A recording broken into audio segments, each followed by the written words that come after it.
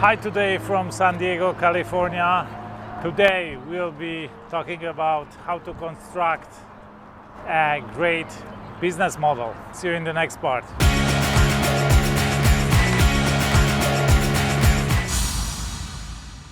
How to construct a great business model. I am here in California where gold rush broke out in 1848, and I think this is a great illustration for building a business. What the majority of the people did during the gold rush. The majority rushed to the west, to California, to Oregon, to the west coast in the search for gold, in the hope to find a gold streak in a gold mine. But as old saying says, the best business is to help others to find a problem others have and to solve that problem. So the majority had this simple mindset of trying to get lucky, and this is what drifters do. They try to win a lottery, or they try to find gold by chance, by risking a lot, and so on and so on. But there is a saying: if people rush for gold, provide them with shovels. Is it right? Is it the right business strategy? Probably yes, but not really. If you ask yourself, show me all these companies that provided shovels to the people in the gold rush, to the gold seekers. Where are these companies? Who are these companies? Did they survive? Or were they sustainable? You don't find such a company. I don't know of any such company. Maybe you know it. If yes, write me in a comment. But I will tell you what really good entrepreneurs did. Maybe you have heard of Henry Fels and William Fargo. Does the name Wells Fargo ring a bell? Do you know how Wells Fargo started? Wells Fargo was founded 1952, just 4 years after gold rush in the West broke out. And Mr. Wells and Mr. Fargo realized that the people in the West, and maybe their families, their co-workers, their friends in the East, will need communication, will need to send letters, to shipments. They will need transportation of goods and of people. So what they did, they founded the first express shipment company in the States called Wells Fargo. It was just at first express transportation with stage coaches that were the fastest way to move in that time, before railway networks were built. And they developed within just 14 years the largest stagecoach fleet in the world, largest stagecoach network.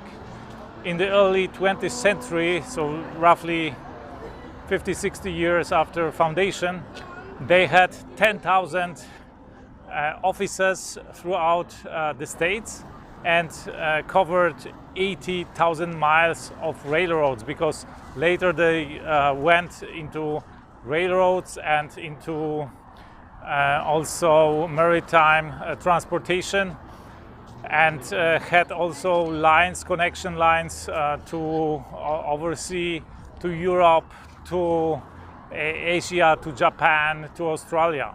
So it was a huge operation.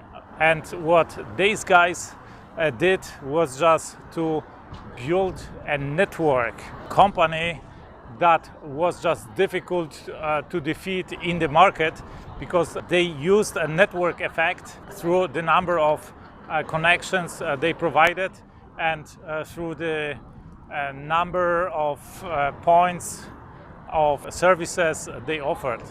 So they were offering generally transportation for people, like today's buses do, transportation for precious goods that needed to be delivered on time and fast.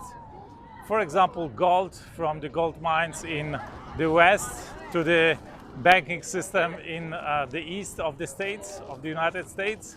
They were offering also postal service, fast delivery, and also communication, the telegraph in the later stages, but also transfers of money. Because with the telegraph they introduced also the service of transferring the money electronically to distant places. You didn't need to actually transport money physically anymore at that time. And here in San Diego we see one of the historic offices of Wells Fargo, and I will show you also later inside a stagecoach that they were using. And what else can we learn from Wells Fargo?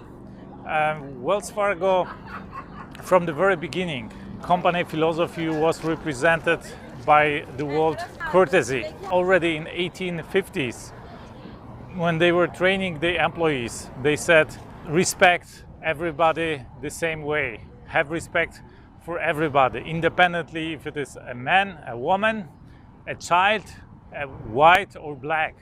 It doesn't matter. Respect all the customers the same way. And that brought them sustainable success.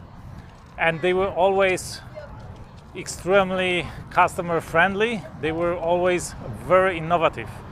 And the largest strategy probably in the history of the company was when 1970 government nationalized the express shipment services in the country.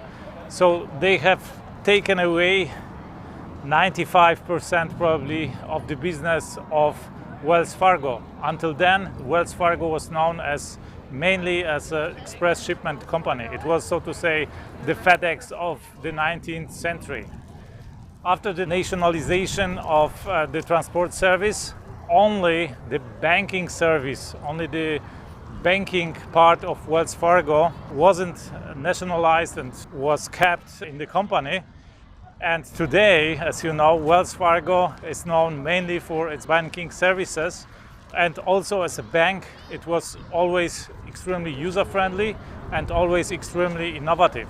So Wells Fargo was the first banking company in America that introduced auto, home and business loans. It was also the first company, the first bank that introduced ATM in 1970 already to make money available to its customers 24/7. It was also the first company to start online banking in 1995 already. And it was the first company to start mobile online banking in 2007. So that is how you build a great company. You build a service that solves need in a growing market. You build a competitive advantage and a barrier of entry. Here in this case, through a network effect, you give the company a great culture, like in this case, customer service, customer friendliness, and you keep innovation going. And here behind me you can see a coach, a stagecoach that was used by Wells Fargo back in 19th century.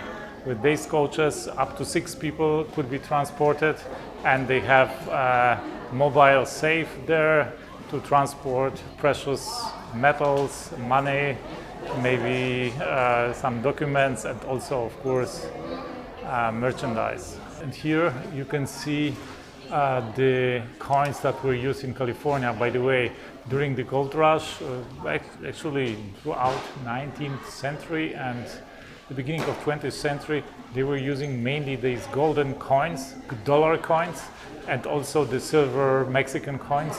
They weren't using any paper money here. They weren't trusting any paper money with, rightfully, they weren't trusting any paper money. So that's it for today from San Diego, California. If you like this video, give me a thumb up. If not, of course, thumb down. Leave your comment below. What do you think about building a great business, a sustainable business? Wells Fargo is in operation for over 160 years already. What do you think about that? What are your thoughts, your impressions, your experience? Share this video with your loved ones, with your friends. One day they will thank you for that. I talk here a lot about business, about money, about economy, about how the best entrepreneurs in the world think and act. So if you like this video, you will certainly like my other videos. I invite you to watch them. That's it for today.